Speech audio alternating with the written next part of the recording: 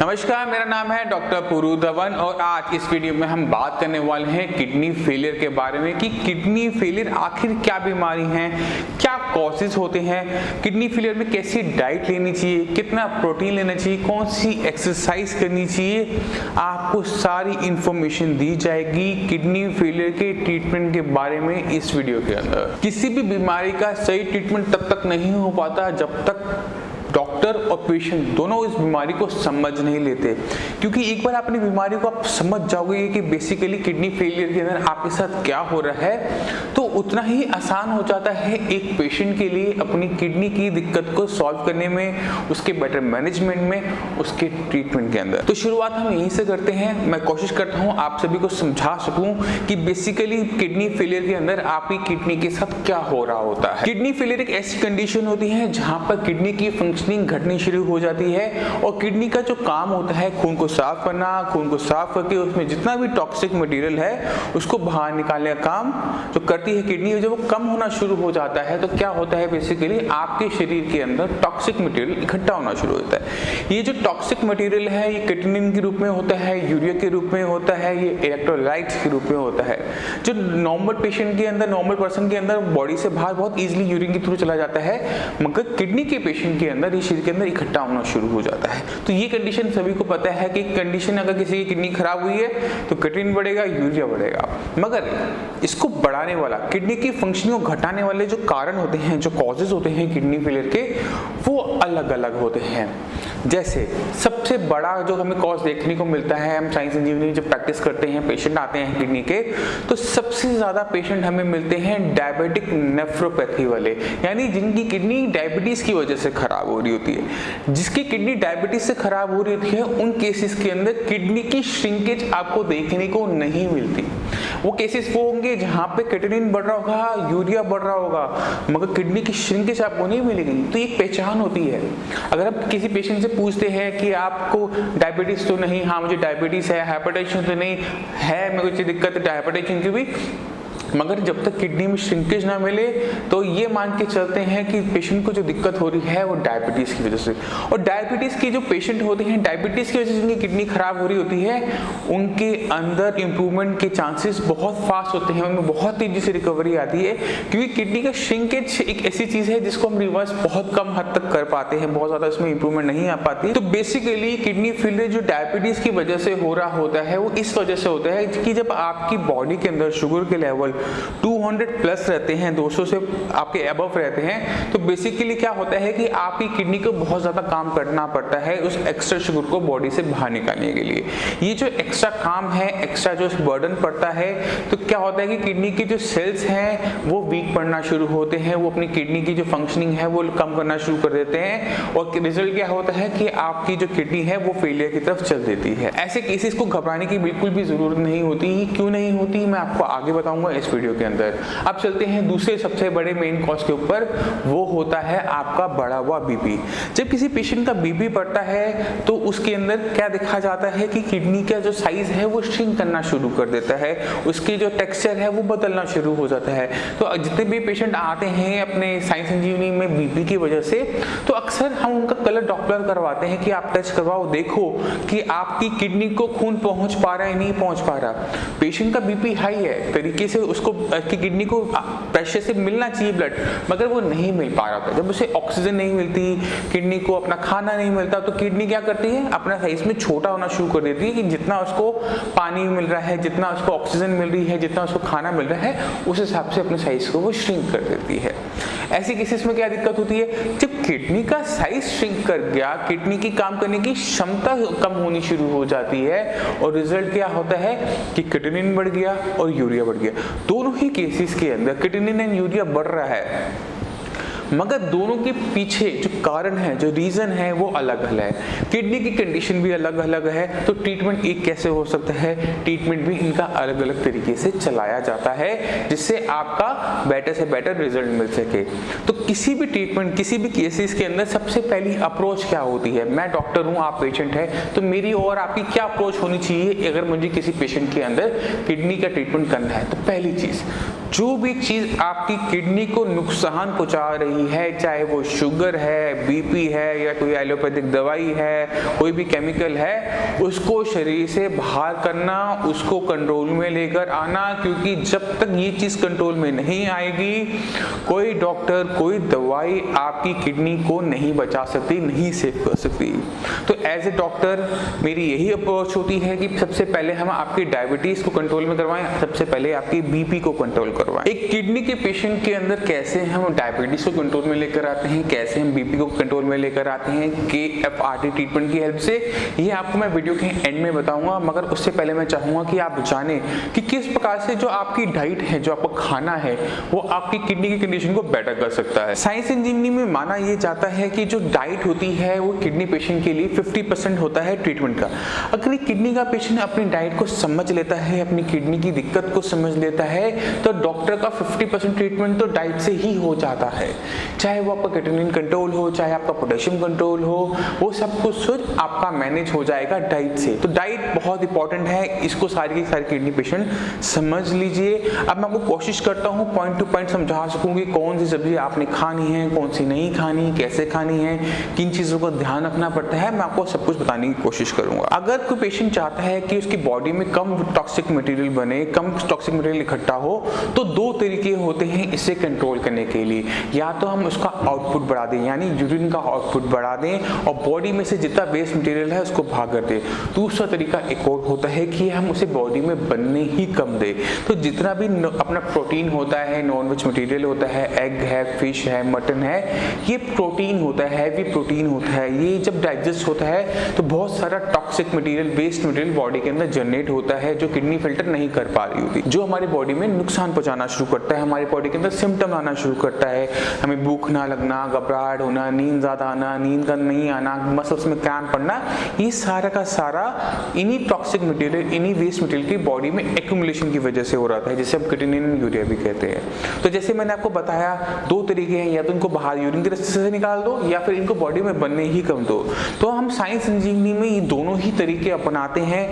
इसको यूरिन से आउटपुट भी बढ़ा देते हैं और बॉडी में इकट्ठा बनने भी कम देते हैं। तो डाइट की हम बात कर रहे हैं तो हम इसी टॉपिक पे भी रहते हैं। तो हम डाइट से कैसे कंट्रोल कर सकते हैं? जितना भी आपका प्रोटीन है उसे डाइजेस्ट करेंगे तो ज़्यादा क्रिएटिनिन बनेगा। तो क्रिएटिनिन कंट्रोल करना है तो सभी किडनी की पेशेंट्स को यह एडवाइस किया जाता है कि आपने प्रोटीन फ्री डाइट लेनी है, यानी किसी टाइप का भी नॉनवेज आपने नहीं लेना, कोई दाल नहीं लेनी, कोई सोयाबीन नहीं लेनी। तो इससे पेशेंट को दिक्कत होनी शुरू होती है, अगर मैं ये नहीं खा सकता तो क्या खा सकता हूँ? जितने भी पेशेंट किडनी के होते हैं उनको हम यही सजेस्ट करते हैं कि आप वेजिटेबल्स पे ध्यान दीजिए। वेजिटेबल्स जो होती हैं उसके अंदर माइक्रोन्यूट्रिएंट्स पूरे होते हैं, आपका पेट भी भर जाता है, आपकी किडनी को किसी टाइप का नुकसान भी नहीं पहुंचता। मगर सारी की सारी सब्जियां एक किडनी का पेशेंट नहीं खा सकता। उसको समझना पड़ता है कि कौन सी सब्जी उसके लिए अच्छी है, कौन सी उसकी किडनी के लिए खराब है। तो हमने एक बहुत छोटा सा फॉर्मूला बना रखा है जिससे हर एक किडनी का पेशेंट बहुत ईजिली समझ जाता है, देखते ही पहचान लेगा कि मैं सब्जी खा सकता हूँ या नहीं खा सकता।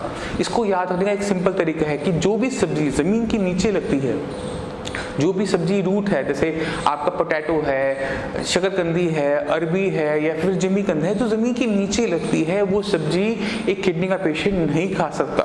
उसके बाद जो सब्जियां पत्तेदार होती हैं जिनके अंदर आयरन ज़्यादा होता है, और आयरन के साथ साथ पोटेशियम ज़्यादा होता है, जैसे पालक है, मेथी है, बथुआ है, ये किडनी के पेशेंट को बिल्कुल भी नहीं खानी चाहिए। इसके बाद अगर ये सब्जियां नहीं खा सकता तो पेशेंट कौन सी सब्जियां खा सकता है, ये एक बड़ा टॉपिक हो जाता है। तो जो भी सब्जी किसी प्लांट पे या किसी बेल पे एज ए फ्रूट लगती है, जैसे आपके बैगन है, टमाटर है, भिंडी है, मटर है, घिया, तोरी, परवल, पैठा, करेला, खीरा, ककड़ी, ये जितनी भी सब्जियां हैं जो फ्रूट की तरह लगती है वो किडनी का पेशेंट खा सकता है। मगर ये जो सब्जियां होती हैं ये इसलिए खा पाता है क्योंकि उसके अंदर पोटेशियम की मात्रा कम होती है, मगर पोटेशियम होता है, कम मात्रा में होता है। तो अगर एक पेशेंट जिसकी पोटेशियम की मात्रा बढ़ती जा रही है, पोटेशियम जो है उसका 5 के आसपास है, तो ऐसे पेशेंट को हमें लो पोटेशियम डाइट के लिए बहुत ज़्यादा हमें पुश करना पड़ता है, क्योंकि अगर पोटेशियम की वैल्यू 7+ हो जाती है तो डायलिसिस करवाना पड़ता है। ये जो पोटेशियम होता है ये हमारी मांसपेशियों को ताकत देता है, मगर ज़्यादा से ज़्यादा अमाउंट में हो जाए तो ये आपको हार्ट अटैक भी कर सकता है, डेथ भी हो सकती है। तो इसे कंट्रोल करना बहुत ज़रूरी है और ये सिर्फ डाइट से ही होता है, कोई मेडिसिन नहीं है इसकी, ये डाइट से ही मैनेज किया जाता है। तो जो मैंने आपको वेजिटेबल्स बताई उसको हम कैसे यूज़ करेंगे अपने बढ़ते हुए पोटेशियम में, आपने ये जो सब्जियां हैं इनको छोटा छोटा चॉप करना होता है। उसके बाद 3 से 4 घंटे इनको आप एक गर्म पानी में डाल के रख दीजिए। गर्म पानी में डालने का फ़ायदा क्या होता है कि सब्जियों के अंदर जितना भी पोटेशियम होता है वो निकल के गर्म पानी में आ जाता है और वो गर्म पानी से बाहर चला जाता है और आपकी सब्जियां पोटेशियम फ्री हो जाती हैं, पोटेशियम इसमें और कम हो जाता है। जब आप इसका इनटेक करना शुरू करते हैं तो आपकी बॉडी में जो पोटेशियम की मात्रा है वो कम होनी शुरू हो जाती है, पोटेशियम आपका कंट्रोल हो जाता है। अगर आपका क्रिएटिनिन कम है और आपका पोटेशियम बढ़ा हुआ है तो जो रिक्वायरमेंट होती है डायलिसिस की वो खत्म हो जाती है। पेशेंट की लाइफ नॉन कॉम्प्लिकेशन वाली हो जाती है, किसी टाइप की दिक्कत नहीं आती और एक पेशेंट को आप कह सकते हैं कि बॉडी को भी अच्छा लग रहा होता है कि बॉडी में वो चेंजेस आने शुरू हो जाते हैं। इसके बाद हमें किन चीज़ों का और डाइट में ध्यान रखना चाहिए। पेशेंट अक्सर हमसे वेजिटेबल के बाद क्या पूछता है कि मैं कौन से फ्रूट्स खाऊं। फ्रूट्स एक किडनी के पेशेंट को ऐसा बहुत ज़्यादा ज़रूरत नहीं होती है क्योंकि पेशेंट अक्सर डायबिटिक का होता ही है, 2 में से 1 पेशेंट तो आपको डायबिटीज़ वाला मिल ही जाता है। तो हम कभी एडवाइस नहीं करते पेशेंट को कि आप फ्रूट खाएं, मगर जो पेशेंट फ्रूट्स खा सकते हैं उनको भी एक लिमिटेशन होती है, उसका भी एक तरीका है खाना खाने का कि आप पहले समझो कि कौन कौन से फ्रूट आपके लिए डेंजरस है। मैं आपको आइडिया देता हूँ। जो आप ये एक चीज़ याद रखो कि जो बनाना है, कीवी है और जो डेट्स हैं, ये 3 फ्रूट्स ऐसे हैं जो किडनी का पेशेंट किसी भी कंडीशन के अंदर नहीं खा सकता। अगर पेशेंट इन 3 फ्रूट्स को छोड़ देता है उसके बाद जितने भी सिट्रस फ्रूट हैं जो खट्टे होते हैं वो पेशेंट को नहीं खाने चाहिए। और अगर वो पेशेंट खाना भी चाहता है तो उसकी एक लिमिटेशन है कि आपने एक कप ले लीजिए, एक मेजरमेंट होता है, उस कप से ज़्यादा अमाउंट में आपने फ्रूट्स पूरे दिन भर में नहीं खाने। चाहे आप उसको वाटरमेलन से भर लो, चाहे आप उसको मस्क मेलन खरबूजे से भर लो, चाहे ग्रेप्स भर लो उसके अंदर, चाहे पाइनएप्पल भर लो, चाहे स्ट्रॉबेरी, मतलब जो भी फ्रूट्स है वो 1 कप हो सकता है। वो उसमें आप मिक्स करके भी डाल सकते हो, चाहे आप उसमें सिंगल भी डाल सकते हो, वो आपका खुद का एक होता है। जैसे आपने एक एप्पल ले लिया, एक ऑरेंज ले लिया तो तकरीबन 1 कप का वो साइज होता है। तो इससे ज़्यादा फ्रूट अगर आप खाओगे तो आपकी किडनी को एक्स्ट्रा काम करना पड़ेगा, एक्स्ट्रा लोड पड़ेगा और उसकी कंडीशन खराब हो सकती है। तो जितने भी पेशेंट किडनी के होते हैं उनको हम बहुत इजीली तरीके से कह देते हैं कि अभी आपने फ्रूट्स नहीं खाने। जब आपके क्रिएटिनिन लेवल, यूरिया लेवल सब कंट्रोल में आने शुरू हो जाए तो आप 1 कप ऑफ फ्रूट आप डेली बेसिस पे ले सकते हो, किसी टाइप का कोई नुकसान नहीं होगा। अब चलते हैं उन केसेस के ऊपर जहाँ पे क्रिएटिनिन की जो वैल्यूज हैं वो ऑलमोस्ट नॉर्मल है, 1 और 2 के आसपास में, मगर पेशेंट जो है वो यूरिन की वजह से बहुत ज़्यादा प्रोटीन लॉस कर रहा होता है, पेशेंट बहुत ज़्यादा कमज़ोर हो जाता है, बॉडी में किसी टाइप की मसल्स नहीं बचती। ऐसी किडनी के पेशेंट जहाँ पे क्रिएटिनिन की वैल्यू बहुत कंट्रोल्ड में होती है और जो लॉस है, प्रोटीन का लॉस है यूरिन के रास्ते वो बहुत ज़्यादा होता है, वीकनेस बहुत ज़्यादा होती है, ऐसे पेशेंट को हमें प्रोटीन देना पड़ता है। मगर प्रोटीन किस अमाउंट में, किस फॉर्म में देना चाहिए ये आपको मैं वीडियो में नहीं बताऊंगा क्योंकि पेशेंट अक्सर गलती कर जाते हैं। तो जो भी पेशेंट हो ऐसे जिनका वेट कम हो, एवरेज से कम हो, कमज़ोर हो, यूरिन के रास्ते वो प्रोटीन लॉस कर रहे हो, वो प्रोटीन इंटेक कर सकते हैं। प्रोटीन कौन सा इंटेक करना है, कैसे इंटेक करना है, कितनी मात्रा में करना है, ये आपकी वेट एंड हाइट पर डिपेंड करता है। तो आप हमारे डॉक्टर्स को नीचे दिए हुए नंबर पर कॉल कर उनसे पूछ सकते हैं, कि कैसे KFRT ट्रीटमेंट की हेल्प कर सकता है प्रोटीन के लॉस को रोकने में और कैसे कितना प्रोटीन वो ले सकते हैं। वो आपको पूरी अच्छी तरीके से गाइड करेंगे, अच्छी तरीके से आपको बताएंगे कि कैसे आपका वेट भी गेन होगा, आपका प्रोटीन लॉस भी रुकेगा। तो उसके लिए आप हमारे नीचे दिए हुए नंबर पर कॉल करें। अब हम आगे बढ़ते हैं कि कौन कौन सी एक्सरसाइज करनी चाहिए एक किडनी के पेशेंट को, क्योंकि एक किडनी के पेशेंट को समझना पड़ता है कि जितनी वो विग्रेस एक्सरसाइज करेगा, जितनी उसकी मसल्स मूव करेगी, जितना वो भारी काम करेगा, जितनी बार उसे फीवर आएगा, उतनी ही अमाउंट में, उतनी ही हाई अमाउंट में क्रिएटिनिन आपकी बॉडी में बनेगा और उतने ही उसके लेवल बढ़ने शुरू हो जाएंगे। तो जितने भी पेशेंट किडनी के होते हैं उनको उनको हमारी यही एडवाइस होती है कि आप किसी भी टाइप की विग्रेस एक्सरसाइज ना करें, चाहे वो रनिंग है, स्विमिंग है, साइकिलिंग है, जॉगिंग है, बैडमिंटन खेलना है, हैवी वेट लिफ्टिंग है, ये सारा का सारा काम एक किडनी के पेशेंट को छोड़ना पड़ता है। अगर वो नहीं छोड़ता तो उसकी किडनी के लेवल हाई पे रहते हैं। अगर पेशेंट जो होता है जो डेली एक्सरसाइज कर रहा हो उसको हम सडनली बोल दें कि आप ये नहीं कर सकते, तो पेशेंट को थोड़ा सा लगता है यार अगर मैं ये नहीं करूंगा तो मैं क्या कर सकता हूँ। तो जितने भी किडनी के पेशेंट होते हैं उनको हम यही एडवाइस करते हैं कि आप ब्रीथिंग एक्सरसाइज करें, क्योंकि ब्रीथिंग एक्सरसाइज बहुत बेनिफिशियल होती है किडनी पेशेंट के अंदर। रीजन क्या होता है कि जब आप ब्रीथिंग एक्सरसाइज करते हो, जैसे अनुलोम विलोम है, कपालभाति है, प्राणायाम है, तो इतनी हाई अमाउंट में आप एयर इनटेक कर रहे होते हो, इतनी हाई अमाउंट में आप ऑक्सीजन इनटेक कर रहे होते हो। ये जो ऑक्सीजन है जब आपके ब्लड में जाती है तो आपके ब्लड के अंदर जितना भी वेस्ट मटेरियल होता है उसका ऑक्सीडेशन शुरू हो जाता है। ये जो ऑक्सीडेशन है ये आपकी बॉडी के अंदर जो वेस्ट मटेरियल है उसके लेवल डाउन करना शुरू कर देता है, और रिजल्ट क्या होता है कि आपके लेवल सुधरना शुरू हो जाते हैं। इसके बाद ये तो बात हो गई कि हम ब्रीथिंग एक्सरसाइज कर सकते हैं। इसके अलावा जो पेशेंट होते हैं किडनी के, उनको हम यही एडवाइस करते हैं कि जितनी भी स्ट्रेचिंग एक्सरसाइज हैं आप कर सकते हैं, आप योगा है वो कर सकते हैं। इस पर एक छोटी सी वीडियो बना रखी है कि कौन कौन से योगा पोस्चर से किडनी के पेशेंट को हेल्प करती है। मैं आपको अभी इसमें एक एक करके पोस्ट फटाफट दिखाऊंगा, उसको आप समझिएगा, उसको आप परखिएगा, उसे अपनाइएगा, वो आपके लिए बहुत ज़्यादा बेनिफिशियल रहने वाला है। इसके बाद हम बढ़ते हैं नेक्स्ट टॉपिक कि एक पेशेंट को बताना पड़ता है कि आपने कितनी अमाउंट में पानी लेना है। पानी एक ऐसी चीज़ है जो किडनी फिल्टर करती है यूरिन से, मगर अगर किडनी खराब है तो वही वाटर हमारी बॉडी में एक्यूमुलेट होना शुरू हो जाता है। तो इसकी जो अमाउंट है वो हमें थोड़ी सी कंट्रोल करनी पड़ती है, उसे मॉडरेट करना पड़ता है कि पेशेंट के अंदर किसी टाइप की स्वेलिंग ना हो, पेशेंट का बीपी राइज ना करे, पेशेंट के हार्ट पे किसी टाइप का नुकसान ना हो। तो एक बहुत सिंपल सा तरीका हमने निकाल रखा है, उसे समझना भी बहुत ज़्यादा मुश्किल नहीं है। पहले आप अपना आउटपुट देखो कि कितना यूरिन फॉर्मेशन आपकी बॉडी कर रही है। एक बार आप उसे देख लोगे तो आप अपनी पूरी दिन की अमाउंट भी बहुत ईजिली तरीके से निकाल सकते हो। जिन पेशेंट का डायलिसिस नहीं हो रहा होता उनका यूरिन आउटपुट अच्छा होता है, ठीक ठाक होता है। तो पेशेंट ने क्या करना होता है, अपने 24 आवर्स का यूरिन आउटपुट आपने इकट्ठा करना होता है। मान लो एक पेशेंट ने एक दिन के अंदर 500 ml यूरिन किया, आधा लीटर यूरिन किया, तो आपने सीधा सीधा उसके अंदर 1 लीटर ऐड कर देना है, यानी आपका 1.5 लीटर पानी एक किडनी का पेशेंट पी सकता है अगर वो 500 ml यूरिन कर रहा है। इस तरह से अगर वो 600 ml कर रहा है तो वो 1600 ml हो जाता है। ये जो 1000 ml है इसमें हम इसलिए ऐड करते हैं क्योंकि पेशेंट ब्रीथिंग से, सांस लेते समय, बोलते समय काफी अमाउंट में वाटर का लॉस कर रहा होता है, स्वेटिंग भी हो रही होती है। अगर आप इतनी अमाउंट में पानी ले रहे हैं और आपकी बॉडी में स्वेलिंग आनी शुरू हो जाए, पैरों के आसपास पानी इकट्ठा होना शुरू हो जाए, तो आपको अपनी पानी की अमाउंट को कम करना पड़ता है। या फिर आप एक काम और कर सकते हैं, वो है अपने खाने में से सोडियम को बाहर निकालना, क्योंकि सोडियम एक ऐसी चीज है जो हम बहुत ज्यादा इंटेक करते हैं, बीपी भी इससे बढ़ता है। तो अगर ऐसे कंट्रोल करते हैं तो हमें एक चीज और देखने को मिलती है कि आपकी बॉडी में जो स्वेलिंग आ रही होती है किडनी फेलियर के अंदर वो डिसअपीयर कर जाती है। रीजन क्या होता है कि जहाँ पे सोडियम है वहाँ पर पानी है। ये छोटा सा फॉर्मूला है जो हर डॉक्टर को सिखाया जाता है, तो उसको हम यूज करते हैं इसके अंदर कि जहाँ पर सोडियम की एक्यूमुलेशन होगी वहाँ पर पानी ऑटोमेटिकली खींचा चला आएगा।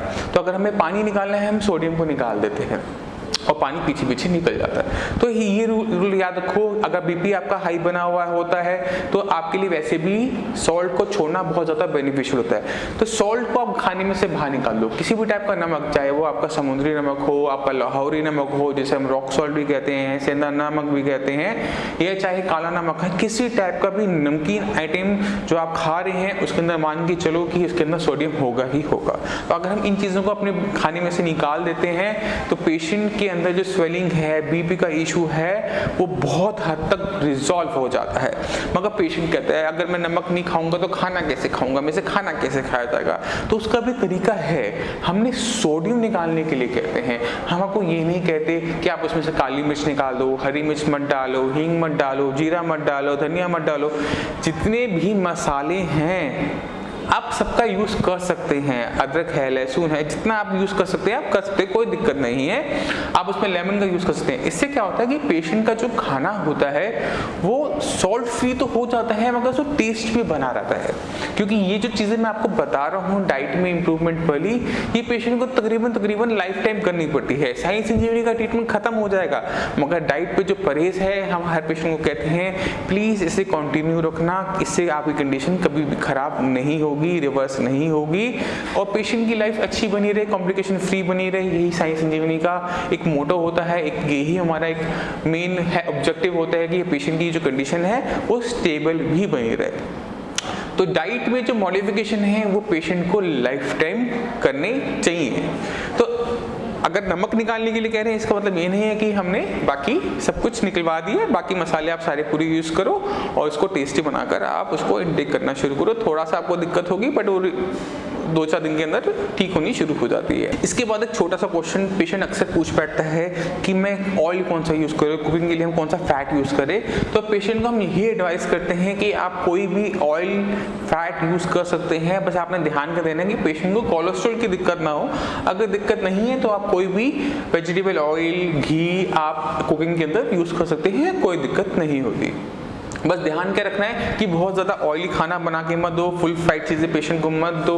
पेशेंट का खाना लाइट होना चाहिए, इजी डाइजेस्ट होना चाहिए, जैसे पेशेंट की बॉडी में कम से कम अमाउंट में ये सारा वेस्ट मटेरियल इकट्ठा हो, पेशेंट को किसी टाइप की दिक्कत ना हो। इसलिए जो अमाउंट रखें बहुत ज़्यादा मिनिमम रखें, उतना ही रखें जितना कुकिंग के लिए ज़रूरत है। डीप फ्राइड चीज़ें पेशेंट को ना दें। इसके बाद चलते हैं हम इस वीडियो के सबसे इम्पोर्टेंट पार्ट, वो है किडनी फेलियर के ट्रीटमेंट पे, कि इस बीमारी का आखिर में ट्रीटमेंट क्या है, कैसे हम अपनी कंडीशन को ठीक कर सकते हैं, कैसे हम अपनी किडनी की फंक्शनिंग को बढ़ाकर अपने आप को डायलिसिस जैसी चीज़ से, ट्रांसप्लांट जैसी चीज़ से बचा सकते हैं, कैसे हम अपनी कंडीशन को दोबारा से नॉर्मल कर सकते हैं। इसका जवाब है KFRT यानी किडनी फंक्शन रिस्टोरेशन ट्रीटमेंट। इस ट्रीटमेंट में क्या करते हैं कि हम सबसे पहला काम होता है आपकी बीमारी को सही तरीके से डायग्नोस करना कि आपकी अगर किडनी खराब हो रही है तो किस वजह से हो रही है, शुगर की वजह से हो रही है या फिर वो बीपी की वजह से हो रही है। अगर हमें ये पता लग जाता है एक बार कि अगर आपकी दिक्कत बीपी की वजह से है तो हम बीपी को कंट्रोल में पहले लेकर आते हैं। अगर हमें पता लग जाता है कि डायबिटीज़ की वजह से है तो डायबिटीज़ को पहले कंट्रोल में लेकर आते हैं, क्योंकि अगर ये चीज़ कंट्रोल में नहीं है तो पेशेंट के लिए ये बहुत बड़ी दिक्कत होती है कि कंडीशन खराब होती चली जाती है, लेवल्स बढ़ते चले जाते हैं, कंट्रोल में नहीं आते। तो सबसे पहला ऑब्जेक्टिव KFRT ट्रीटमेंट के अंदर यही होता है कि आइडेंटिफाई करो कि किस वजह से किडनी को नुकसान पहुंच रहा है, और एक बार वो आइडेंटिफाई हो जाए उसके बाद शुरू होता है KFRT। एक बार हमने आपका बीपी और कंट्रोल करना शुरू किया, जो हम आपको मेडिसिन देते हैं KFRT ट्रीटमेंट के अंतर्गत वो कुछ इस टाइप की होती हैं कि वो दूसरा काम क्या करती है, आपकी बॉडी में जितना भी टॉक्सिक मटेरियल इकट्ठा हो रहा होता है, चाहे वो क्रिएटिनिन है, यूरिया है, यूरिक एसिड है, पोटेशियम है, वो सारा बॉडी से बाहर जाना शुरू कर देता है, क्योंकि आपकी खुद की डायलिसिस मशीन, आपका खुद का जो सिस्टम है प्योरिफिकेशन वाला, ब्लड की प्योरिफिकेशन वाला, यानी आपकी खुद की किडनी फंक्शनिंग लेना शुरू करती है, अपना जो वो फिल्ट्रेशन है वो काम बढ़ाना शुरू कर देती है। जैसे ही उसकी फंक्शनिंग बढ़ती है, जितना भी वेस्ट मटेरियल बॉडी में इकट्ठा हो रहा था वो सारा का सारा फ्लश आउट होना शुरू हो जाता है, और रिजल्ट क्या होता है कि कुछ ही टाइम में आपकी रिपोर्ट्स नॉर्मल होनी शुरू हो जाती है। फर्स्ट मंथ के अंदर ट्रीटमेंट का आपको रिजल्ट देखने को मिल जाता है किसी भी किडनी पेशेंट के अंदर कि उसके लेवल्स घटने शुरू हो गए। एक बार लेवल्स घटना शुरू हो गए तो हमारी बॉडी अंदर से प्यूरिफाइड हो जाती है, किसी टाइप का टॉक्सिक मटेरियल नहीं होता। जब टॉक्सिक मटेरियल बॉडी के अंदर नहीं है, क्रिएटिनिन कंट्रोल में है, यूरिया कंट्रोल में है, तो आपकी किडनी में किसी टाइप का लोड भी नहीं होता कि उसको किसी टाइप का एक्सेस काम करना है, वर्कलोड ऊपर पड़ा हुआ है, किसी से क्लियर करना है। तो जब आपकी किडनी पे लोड नहीं है, प्रेशर नहीं है, तो क्या होता है, किडनी के पास एक अच्छा सा फेवरेबल कंडीशन होता है जहां पर वो अपनी कंडीशन को रिवाइव कर सकती है।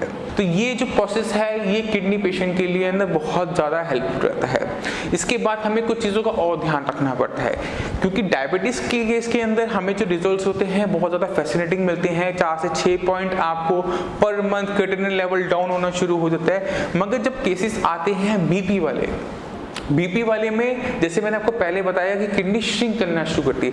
किडनी श्रिंक इस वजह से कर रही होती है क्योंकि उसको प्रॉपर तरीके से ऑक्सीजन नहीं मिल पा रही होती, ब्लड नहीं पहुंच पा रहा होता, उसका फूड नहीं पहुंच पा रहा था, जितना फूड खाना वाना पहुंच रहा है उस हिसाब से वो अपना साइज कर लेती है, छोटी हो जाती है, श्रिंक कर जाती है। तो ऐसी किडनी जहाँ पे श्रिंकेज हो वहाँ पर हमें कुछ एक्स्ट्रा भी करना पड़ता है। उसमें हम क्या कर सकते हैं कि अगर दिक्कत सिर्फ सप्लाई की है, ऑक्सीजन सप्लाई की है, न्यूट्रिशन की है, तो हम या तो उसको आइडेंटिफाई करें कि दिक्कत क्या है।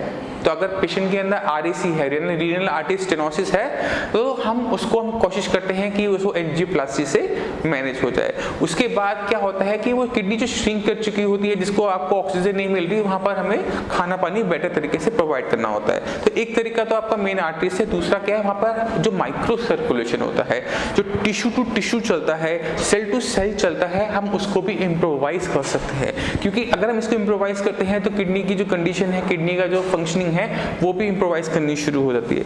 तो जितनी भी पेशेंट बीपी के हैं, जिनकी श्रिंकेज है किडनी की, तो उनको इस चीज में समझना चाहिए कि उनकी किडनी यहाँ पर कहीं इम्प्लांट है, यहाँ पीछे लगी हुई है। तो अगर वो यहाँ पर सर्कुलर मोशन में अपनी मसाज करते हैं दिन में 15-20 मिनट, कोई ऑयल लगाने की जरूरत नहीं, कोई क्रीम लगाने की जरूरत नहीं, नॉर्मल अपने ऐसे ही सर्कुलेशन करते हैं, तो यहाँ महसूस करोगे कि यहाँ पर हीट जनरेट होनी शुरू होती है। ये जो हीट होती है, ये स्किन के नीचे काम करती है, स्किन के नीचे का जो सर्कुलेशन है वो इम्प्रोवाइज करता है। जब स्किन का किया है तो स्किन के नीचे क्या होता है, फैट होता है। फैट का सर्कुलेशन इम्प्रोवाइज होना चाहिए। जो फैट सेल्स होते हैं, फैट सेल्स से वो कहाँ जाता है, आपकी मसल्स तक जाता है, मसल्स में सर्कुलेशन अच्छा होना शुरू हो जाता है, यहाँ की मसल्स आपको अच्छा लगने, उसके बाद वो पहुँचता है आपकी किडनी तक। जैसे जैसे circulation cell to cell improvise करता है, आपकी किडनी को बेटर तरीके से न्यूट्रिशन मिलना शुरू होता है, वहाँ पे जो वेस्ट मटेरियल है वो निकलना शुरू होता है। तो ना जाने क्यों ये कोई बुक में हमें नहीं बताया जाता है कि आप ऐसा करो, क्योंकि ये बहुत, अगर आप समझोगे इसको तो बहुत आपको लगेगा कि कैसे यहाँ से यहाँ तक पहुँच जाता है, मगर हमें पेशेंट के अंदर जो रिजल्ट मिलते हैं वो फैसिनेटिंग मिलते हैं। तो हम ये सोचते हैं कि जिस भी चीज़ से पेशेंट को फायदा होता है वो हमें चीज़ पेशेंट के साथ करनी चाहिए, उसमें कोई बुराई नहीं है। इसकी तरह हम एक चीज और करते हैं, वो हम क्या करते हैं कि हम जो आपके रबड़ वाली थैली होती है, गर्म पानी की थैली होती है, पेशेंट को बोलते हैं कि 2 थैलियां लें, बेड पे रखें और उसके ऊपर आराम से लेट जाए। इससे क्या होता है कि जो पानी के अंदर जो गर्माहट होती है वो उसकी किडनी को लगना शुरू होती है, और जैसे मैंने आपको बताया कि मसाज जो हीट है, लोकलाइज हीट है, वो किडनी के पेशेंट जहाँ पे श्रिंकेज है वहाँ पर हेल्प करती है। तो हमने इसके इफेक्ट्स देखे हैं। ये जो इफेक्ट है, ये जो छोटा सा प्रोसीजर है, कोई नुकसान भी नहीं पहुँचाता और किडनी की कंडीशन में सुधार भी होना शुरू हो जाता है और पेशेंट की जो लेवल्स हैं वो सुधरने भी शुरू हो जाते हैं।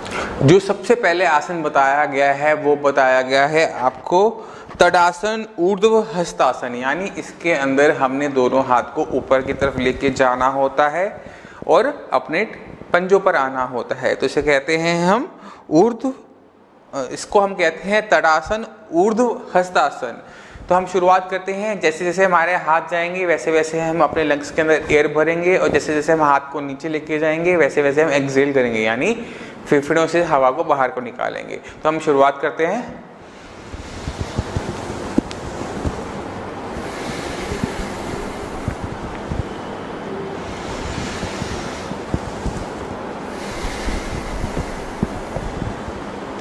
जितने भी योगा के आसन होते हैं उनको आपने स्लोली करना होता है, बहुत फास्ट नहीं करना होता, पूरा कंट्रोल के साथ करना होता है। इस चीज़ का ध्यान रखिएगा। हर आसन को 2 से 3 मिनट का कम से कम टाइम देने की कोशिश कीजिएगा, फिर अपने अगले नेक्स्ट आसन की तरफ आप बढ़िएगा।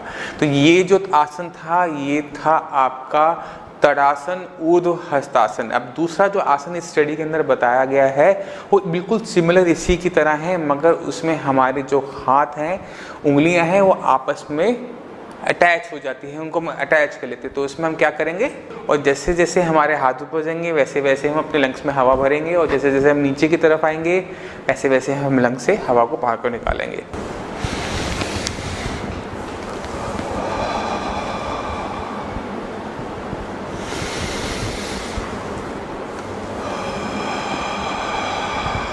जैसे मैंने आपको पहले बताया कि आपको आसन को थोड़ा स्लोली करना पड़ेगा और हर आसन को थोड़ा थोड़ा टाइम देना पड़ेगा।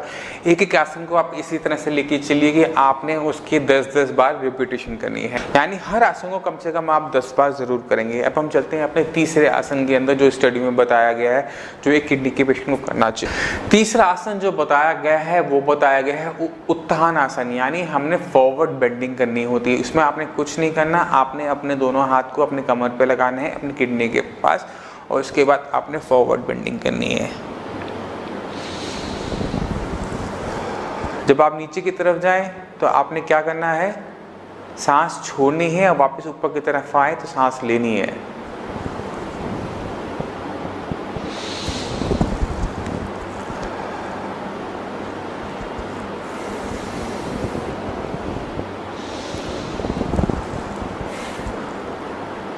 इस आसन को भी आपने 10 टाइम्स करना है। उसके बाद हम बढ़ते हैं अपने चौथे आसन के अंदर जो आपको करना चाहिए अपनी क्रॉनिक किडनी डिजीज के अंदर। वो होता है आसन हमारा पाद हस्तासन, यानी आपने अपने हाथ को जमीन पर लगाना होता है अपने पैरों की तरह। तो ये बहुत फ्लेक्सिबल बॉडी चाहिए होती है इस आसन को करने। आपने अपने दोनों हाथ को नीचे टच करने की कोशिश करनी है, मगर अगर देखें तो मैं इससे फॉरवर्ड नीचे नहीं जा पा रहा, मैं ग्राउंड को भी टच नहीं कर पा रहा। तो हम क्या कर सकते हैं, उसमें चीट कोड यूज़ कर सकते हैं। हम अपनी नी को बेंड कर सकते हैं और अपने हाथ को टच करने की कोशिश कर सकते हैं। जितना हो सके आप अपने नी को सीधा रखने की कोशिश कीजिएगा। कोशिश मत कीजिएगा ज़्यादा बेंड करने की, तो मिनिमम से मिनिमम बेंड करना है और हाथों से ज़मीन को बिल्कुल फ्लैट तरीके से जैसे हमारे पैर है वैसे छूने की कोशिश करनी है। इससे हम कहते हैं पाद हस्तासन। तो हम अब ये हो गया हमारा फोर्थ जो हमें करना होता है। इसका भी हमने 10 टाइम्स करना है। हमने नीचे जाते हुए सांस छोड़नी है, वापस ऊपर आते हुए सांस लेनी होती है इस आसन के अंदर। अब हम बढ़ते हैं अपने 5th आसन के लिए जो किडनी पेशेंट के लिए अच्छा बताया गया है, वो है अर्धकटी आसन। ये सब किसी ने देखा होता है, ये पीटी की तरह होता है। आपने अपने हाथ को ऊपर की तरफ लेके जाना होता है, अपनी बॉडी को दूसरी तरफ बेंड करना होता है इस तरह से। फिर दूसरी तरफ करेंगे। इसमें जब आप हाथ को ऊपर लेके जाएं तो सांस लें, और जब आप वो हाथ को वापस नीचे की तरफ लेकर आएं तो सांस को छोड़ें। तो ये भी आपने करना है 10 टाइम्स। इसके बाद हम बढ़ते हैं अपना सिटिंग आसन, जो हमें बैठकर करने होते हैं। हम उसमें आराम से नीचे बैठ सकते हैं। आप अपना योगा मैट लगा लीजिए एक फ्लैट सरफेस के ऊपर, उसके बाद इस आसन को कीजिएगा। इस स्टडी के अंदर जो नेक्स्ट आसन बताया गया है सिटिंग पोजीशन के अंदर, वो है पश्चिमो उत्थान आसन, यानी अब हमने क्या करना है, अपनी बॉडी को फॉरवर्ड बेंड करना है, आगे की तरफ करना है। तो आपने दोनों टांगों को सीधा कर लेना है और अपने पैर की उंगलियों को टच करने की कोशिश करनी है। मैं योगा नहीं करता, में इतनी फ्लेक्सिबिलिटी अभी नहीं है, वैसे ही मेरे पेशेंट के अंदर नहीं होंगी। तो आपने कुछ नहीं, आपने कोशिश करना है, कोशिश कीजिए अपनी पैर की उंगलियों को टच करें। और अगर आप करेंगे तो आपको यहाँ पर पेन महसूस होगा, मगर वो धीरे धीरे ख़त्म होना शुरू होगा, एक दिन में नहीं होगा। मगर आप जब कोशिश करेंगे इसको बेंड करने की, थोड़ा सा आप यहाँ पर अपने नी को बेंड करके अपने थम्स को टच कर सकते हैं, और ये धीरे धीरे कोशिश कीजिए कि आपकी टांगें सीधी हो जाए, आप फॉरवर्ड बेंड अच्छी तरीके से कर सके। और अपने फोरहेड को आपने अपने नी से टच करने की कोशिश करनी है इस तरह से। शुरू में दिक्कत ज़रूर होती है, मुझे हो रही है तो ऑब्वियस है आपको भी होगी, मगर हमने हार नहीं मानी, हमने ये करना ही करना है, पूरा लाइफ करना है। तो इसको हमने विजयी बनाना ही बनाना है। तो कोशिश करें कि आप करें, अपने फोरहेड को अपने नी से टच करने की कोशिश करें, अपने हाथ को अपने थंब से टच करें, तो आपको आराम मिलना शुरू होगा अपनी किडनी में। अगर आप ध्यान दें, अगर मैं ध्यान से देखूं मेडिकल रीजन से, तो हमारे इस पार्ट पर आपको प्रेशर फील होता है, मगर हमारी किडनी पीछे की तरफ होती है। अगर हम यहाँ पर किसी भी एक्सरसाइज से हमारे यहाँ का सर्कुलेशन ठीक होता है, उसका इम्पैक्ट हमारी किडनी पर आना चाहिए, वो आएगा। यही चीज़ इस स्टडी में किया गया। 6 महीने जब आप करते हैं, हाई लेवल ऑफ ऑक्सीजन आपकी किडनी तक पहुँचती है, तो वहाँ पर जो भी दिक्कत होती है वो हील अप होनी शुरू हो जाती है। तो हम चलते हैं नेक्स्ट आसन। स्टडी में जो नेक्स्ट आसन बताया गया है वो बताया गया है आपका अर्ध मत्स्येंद्रिय आसन, यानी हमने बॉडी को हाफ ट्विस्ट करना है। तो अगर मैं गलत नहीं तो आपने क्या करना है, अपने एक पैर को इस तरह से रखिए दूसरे पैर के ऊपर, और अपनी बॉडी को बिल्कुल पीछे की तरफ जितना हो सके उतना ट्विस्ट करने की कोशिश कीजिए, और अपने दूसरे हाथ से अपनी बॉडी को और ट्विस्ट कर रहे हैं। तो आप देखेंगे कि आपकी बॉडी पूरी ट्विस्ट हो रही है, मतलब बेसिकली ट्विस्ट है बैठे बैठे आप 1। इसी तरह से आप वापस अपनी रेस्ट पोजीशन पर आएंगे और दूसरी साइड इसको करने की कोशिश कीजिएगा 2। इसी तरह से आप इसे 10 टाइम्स करेंगे तो आप देखेंगे कि आपकी जो किडनी की कंडीशन है वो स्लोली बेटर होनी शुरू हो जाती है। मुझे तो करने से मुझे लग रहा है कि मेरे बैठे बैठे जो मेरे बैक में पेन होता है उसमें आराम मिलने लग गया है। तो मैं तो ज़रूर करने वाला हूँ इसको। अब चलते हैं नेक्स्ट आसन के अंदर। जो इसमें नेक्स्ट आसन बताया गया है वो बताया गया है पूर्व उत्थान आसन, यानी extension of the front body. Extension of front body क्या हुआ? पूर्वोत्थान आसन के अंदर आपने कुछ नहीं करना होता, आपने आराम से बैठना है। अपने दोनों हाथों को आप पीछे अपने कमर से पीछे ज़मीन पे लगाइए और अपनी बॉडी को लिफ्ट करने की कोशिश कीजिए। मैं आपको करके दिखाता हूँ। ये आपने किया, जब आप ऊपर जाएं तो 3 से 4 सेकेंड होल्ड करें यहाँ से, फिर सांस छोड़ते हुए नीचे की तरफ आए।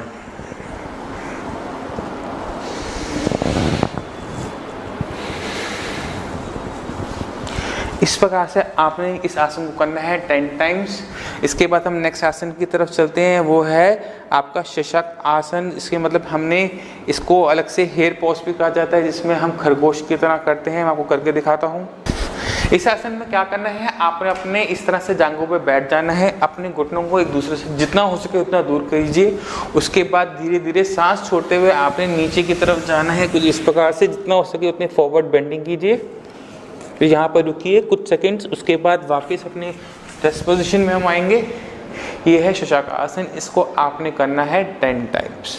इसके बाद हम आगे बढ़ते हैं, जो हमने करने हैं। अब आते हैं आपके वो आसन जो आपने लेट कर सकते हैं। तो सबसे पहले आता है, अब आता है सालंबा भुजंग आसन।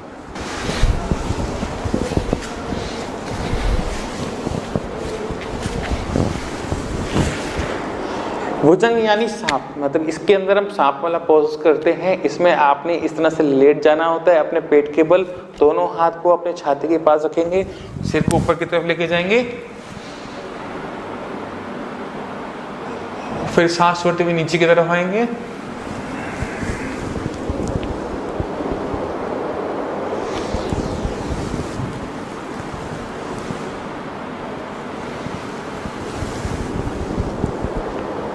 इस भुजंग आसन को आप करेंगे 10 टाइम्स।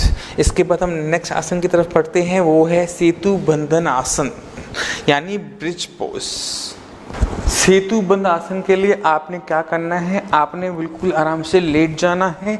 लेट जाने के बाद अपने हाथ को इस तरह से रखें और अपनी इस बॉडी को ऊपर की तरफ लिफ्ट कीजिए इस प्रकार से। ये हो गया आपका सेतु बंधन आसन। जब आप नीचे की तरफ आए सांस छोड़ें, जब आप अपने बॉडी को ऊपर की तरफ लिफ्ट करें तो सांस लें।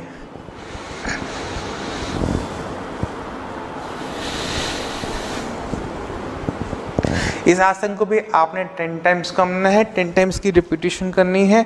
इसके बाद हम आगे बढ़ते हैं अपने नेक्स्ट आसन की तरफ, जो है हमारा नौका आसन, यानी बोट पोज। तो बोट पोज में क्या करना होता है, अपनी दोनों लेग्स को ऊपर हवा में इस प्रकार से लेकर आना होता है और अपने वेट को बैलेंस करने की कोशिश करनी पड़ती है कुछ इस प्रकार से। तो इस पर आप करें, जब आप इसको करें तो सांस लें और नीचे आते हुए सांस छोड़ें। कुछ टाइम यहाँ पर स्पेंड करें, कुछ टाइम 3 से 4 सेकंड 5 सेकंड का आप कोशिश करें कि आप यहाँ पर होल्ड करें और फिर आप नीचे की तरफ। तो ये है आपका बोट पोज। इसमें मेरी टांगे बेंड हैं, आपने कोशिश करनी है कि धीरे धीरे वो सीधी होती चली जाए और अपना यहाँ पर आपने मेंटेन करना है बैलेंस। आप यहाँ पर बैलेंस को मेंटेन करने की कोशिश कीजिए तो आपको इसमें बेटर तरीके से आप परफॉर्म कर पाएंगे। और जैसे जैसे आप इसमें महारत हासिल करते रहेंगे, आप अपनी किडनी की कंडीशन में भी आराम देख सकते हैं, जैसे सभी पेशेंट्स ने देखा। इस स्टडी के हिसाब से 6 महीने के अंदर आपको अपने बॉडी के अंदर चेंजेस अच्छे मिलने शुरू होते हैं। सुप्ता बंधा कोना आसन के अंदर आपने आराम से लेट जाना है। लेट जाने के बाद अपने दोनों पैरों को इस तरह से आप लाएंगे और अपने घुटनों को नीचे फर्श पे लगाने की कोशिश करेंगे। मेरे नहीं हो पा रहे क्योंकि मैंने ट्राउज़र पहनी हुई है, थोड़ी सी टाइट है। तो जब आप करें तो थोड़े से लाइट हल्के फ्लेक्सिबल कपड़े पहने, जिससे आप इसको करने में आपको आसानी हो। आपने इस तरह से इसको बैठना है, अपने दोनों पैरों के तलवों को आपस में मिलाना है, जैसे हम हाथ में लाते हैं ताली के लिए, वैसे आपने मिलाना है और इनको जितना हो सके नीचे ले जाने की कोशिश करनी है। कुछ इस प्रकार से, थोड़ा थोड़ा मेरे से भी हो ही गया। इस तरह से आपने रिलैक्स करना है और कुछ नहीं करना। आप अपने इस पोजीशन के अंदर 2 से 3 मिनट आराम से दीजिए। इसमें आपको ब्रीथिंग पे अपना ध्यान देना है, जिस तरह से आप सांस ले रहे हैं, छोड़ रहे हैं, उस पर ध्यान दीजिए। इससे जो आपके ब्लड के अंदर जो ऑक्सीजन लेवल्स होते हैं वो बढ़ने शुरू हो जाते हैं। आपकी हर मसल्स में मूवमेंट होने की वजह से आपकी बॉडी पहले से बेटर तरीके से परफॉर्म कर पाती है। आपकी किडनी में पहले से ज़्यादा अमाउंट में ऑक्सीजन जा पाती है। जहाँ ऑक्सीजन होती है वहाँ पर हीलिंग होती है। वहाँ कोई भी दिक्कत हो रही हो आपकी शुगर की वजह से, हाई बीपी की वजह से या किसी केमिकल पेन किलर मेडिसिन की वजह से, तो वो भी निकलनी शुरू हो जाती है। तो इसका चीज़ का ध्यान रखना है। आप जब भी योगा करें तो अपनी ब्रीथिंग पे ज़रूर ध्यान दें। इसके बाद जो हमें नेक्स्ट बताया गया है वो बताया गया है धनुरासन। इसके अंदर हमने पेट के बल लेट जाना होता है कुछ इस प्रकार से, और अपने पैरों को पकड़ने की कोशिश करनी पड़ती है कुछ इस प्रकार से, और आपने अपने फेस को, हेड को ऊपर की तरफ लिफ्ट करना होता है। फिर नीचे आए,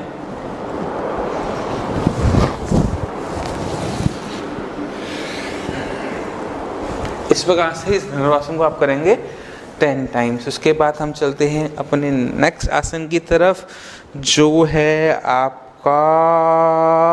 मकर आसन, क्रोकोडाइल पोज। मकर आसन जो होता है बहुत रिलैक्सिंग होता है। इसमें आपने कुछ नहीं करना होता, आपने बहुत सिंपल तरीके से लेट जाना है। लेट जाने के बाद अपने दोनों हाथ को इस तरह से क्रॉस करें, अपने चिन को अपने हाथ पे रखें और टांगों को थोड़ा सा खोलें और 10 से 20 लंबी लंबी सांसें लीजिए। आइज बंद करके करेंगे तो आपको और अच्छा लगेगा, क्योंकि आपकी बॉडी को बहुत रिलैक्स फील हो रहा होता है। जितना आप रिलैक्स फील करेंगे उतना आपका स्ट्रेस कम होगा, जितना स्ट्रेस कम होगा बीपी आपका उतना डाउन होगा। तो आपने एक मगरमच्छ की तरह आराम से रिलैक्स होना है और कुछ नहीं करना। हाँ, आई लविंग इट। काम के टाइम में आपको आराम मिल रहा है, बहुत अच्छा होता है। इसके बाद नेक्स्ट आसन पे चलते हैं, जिसे कहा जाता है शवासन। शवासन सब जानते हैं, इसमें आपने कुछ नहीं करना होता, अपने कमर के बल अपने बस लेटना होता है और बस रिलैक्स करना होता है कुछ इस प्रकार से। मैं कहीं सो ना जाऊं, प्लीज मुझे उठा देना। जैसे ही आप योगा करते हैं आप समझ जाते हैं कि आपकी बॉडी के अंदर कितनी आने लगे हैं।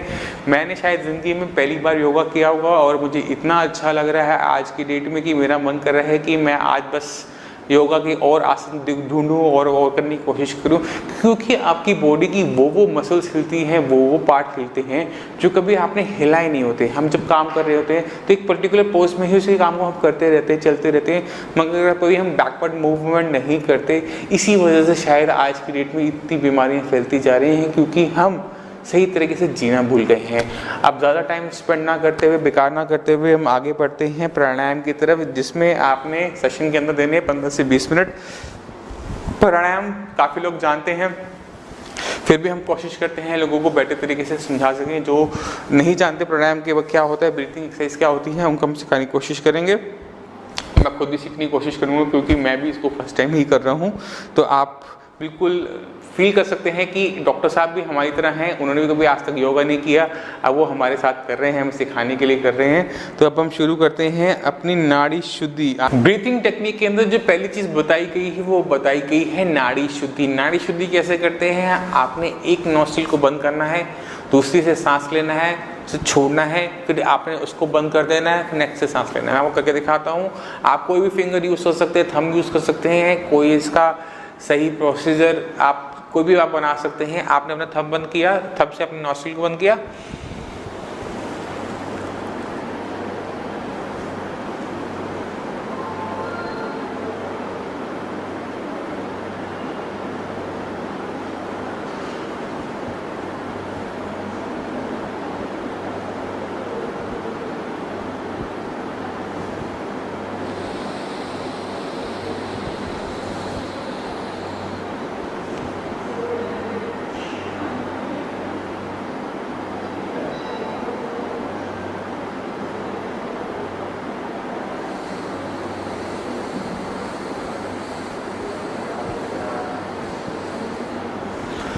आपने धीरे धीरे सांस को लेना है, उसको होल्ड करना है, उसके बाद उसको आपने धीरे धीरे रिलीज करना है।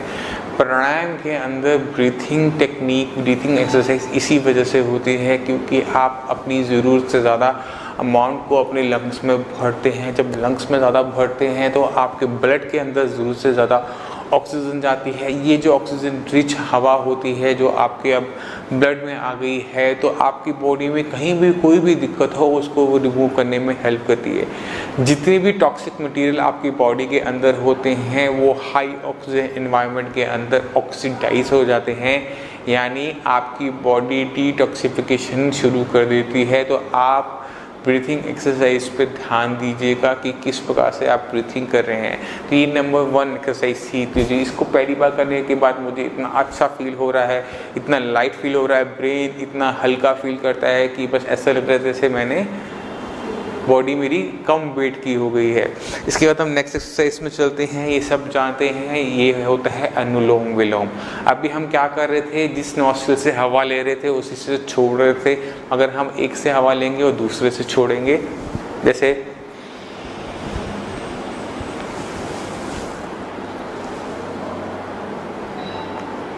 अब मैंने नॉस्ट्रिल चेंज कर दी है, अब मैं दूसरी नॉस्ट्रिल से इसको रिलीज करूंगा।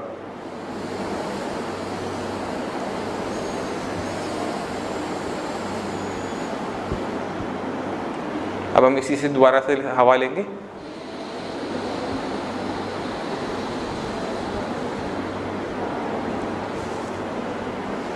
नॉस्ट्रिल चेंज,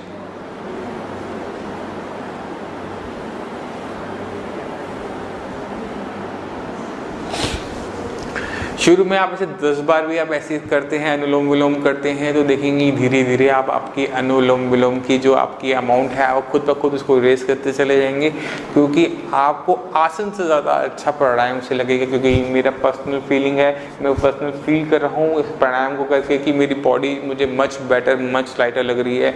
तो एक किडनी पेशेंट के अंदर जहाँ बॉडी के अंदर खूब सारा टॉक्सिक मटीरियल भरा हुआ, खूब सारा स्ट्रेस हो कि मेरी किडनी काम क्यों नहीं कर रही, मेरे साथ ही क्यों हुआ, मेरे साथ ही ऐसा क्यों होता है, तो बहुत सारे प्रश्न होते हैं एक पेशेंट के अंदर जिसके अंदर दिक्कत होनी शुरू होती है, तो वो आपकी सारी की सारी टेंशन गायब हो जाएगी इस छोटे से प्राणायाम से। अब हम चलते हैं नेक्स्ट अंदर के, उसके वो है कपालभाति। मानी कपालभाति भी सब जानते हैं, बहुत सारे लोग जानते होंगे कि कपालभाति कैसे की जाती है।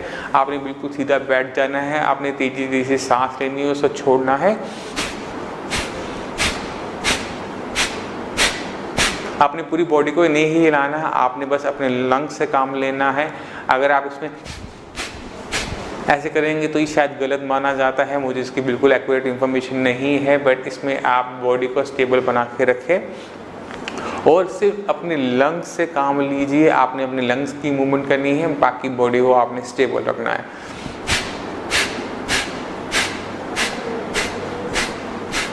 इस तरह से कपालभाति की जाती है। आप इसको 1 मिनट के आसपास टाइम दे सकते हैं। आप 1 मिनट के आसपास अपनी कपालभाति ज़रूर कीजिएगा। इससे आपको खुद ब खुद अपनी बॉडी के अंदर सेम डे से आपको चेंजेस नज़र आने शुरू हो जाएंगे। आपकी बॉडी आपको मच बेटर फील होनी शुरू हो जाएगी। एक बार आप शुरू करेंगे तो शायद ही मेरा कोई किडनी का पेशेंट होगा जो इसे कभी ज़िंदगी में ड्रॉप करेगा। एक बार आप शुरू करें तो इसको अपने ज़िंदगी का रूटीन बना लीजिए। अगर वो चीज़ आपको 2% 3% भी आराम देगी तो भी उसमें कोई नुकसान नहीं होता है। साई संजीवनी की मेडिसिन अपनी जगह काम कर रही है, वो आपकी किडनी की फिल्ट्रेशन बढ़ा रही है, मगर एक कोई छोटी सी टेक्निक योगा से अगर आपकी मेडिसिन को हेल्प मिले, आपकी किडनी को हेल्प मिले, तो क्या बुराई है उसके अंदर से अपनाने के अंदर। अगर हमें हेल्प मिलती है, अगर कोई भी चीज़ हमारे लिए बेनिफिशियल हो तो उसको ले लेना चाहिए, और वो फ्री हो तो उसे बिल्कुल ले लेना चाहिए। अब हम चलते हैं नेक्स्ट एक्सरसाइज की तरफ। अब हम मुझे लगता है इसके अंदर आती है भ्रामरी। भ्रामरी सबको पता है कैसे की जाती है। इसमें एक मधुमक्खी की तरह आवाज़ निकाली जाती है, आपने सांस लेनी है। तो भ्रामरी प्राणायाम के लिए आपने क्या करना है, आपने अपने थंब से अपने कान को बंद करना है। अपनी पहली फिंगर्स को आपने अपने फोरहेड के ऊपर रखना है। सेकंड फिंगर से आपने अपने आईज को क्लोज करना है। थर्ड फिंगर से आपने अपने नॉस्ट्रिल के पास रखना है और सांस लेनी है लंबी। इसको छोटे समय आपने हमिंग साउंड निकालनी है, जैसे मधुमक्खी निकालती है वैसे आपने निकालना है और उसे धीरे धीरे छोड़ना है।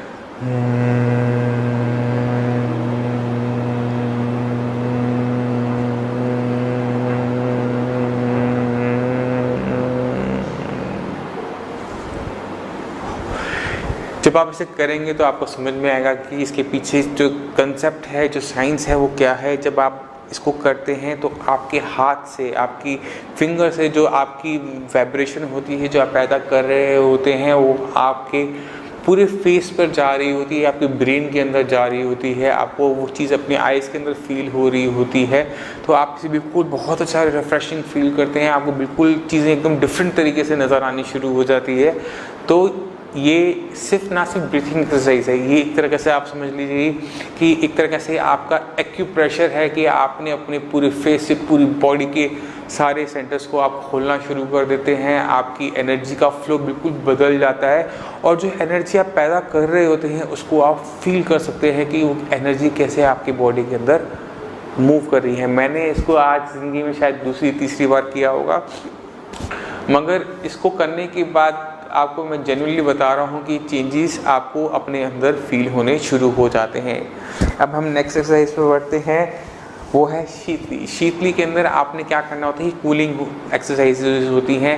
किडनी के पेशेंट के अंदर जो देखा जाता है कि उसकी बॉडी थोड़ी सी ज़्यादा गर्म बनी रहती है, थोड़ी सी अगर आप टच करेंगे, कोई और टच करता है तो कहते हैं कि जैसे आपको फीवर बना हुआ है, बॉडी के अंदर पित्त ज़्यादा इकट्ठा हो रहा था। तो जितनी भी शीतली एक्सरसाइजेज हैं इसको हम तब करते हैं जब गर्मी हो, जब ठंड हो तो इसको ना करें। तो शीतली के लिए आपने क्या करना होता है, अपनी टंग को रोल करना होता है कुछ इस प्रकार से।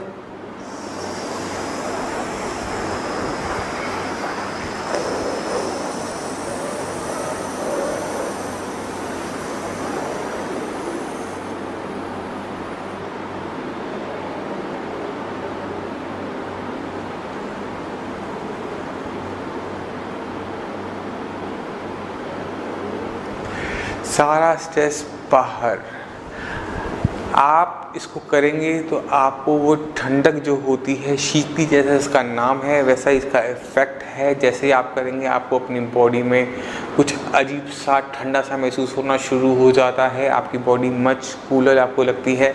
तो जब ठंड ज़्यादा हो, बीपी आपका लो हो रहता हो तो इसको ना करें। इसको वही पेशेंट करें जिनका बीपी हाई रहता है। इसको आप करेंगे तो आपका बीपी की मैनेजमेंट के लिए बहुत अच्छी हो जाएगी, आपका बीपी बेटर तरीके से मैनेज होना शुरू हो जाएगा और आप उसको स्ट्रेस जो होता है जिसे कहते हैं हम, वो सारा का सारा इन प्राणायाम एक्सरसाइज से ही निकल जाता है, ये तो मैं गारंटी से कह सकता हूँ।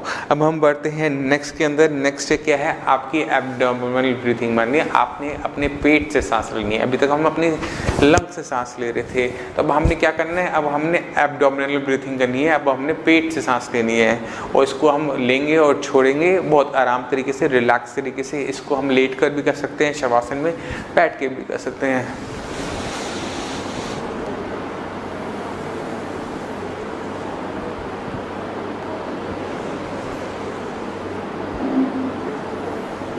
जब आप आसन कर लेते हैं, प्राणायाम कर लेते हैं तो आपका माइंड बहुत ज़्यादा शांत हो चुका होता है। मगर इसके बाद इस रिसर्च के हिसाब से हमें कहा गया है कि हमने 20 मिनट रिलैक्स करना है, मेडिटेशन करना है, हमने कुछ नहीं सोचना।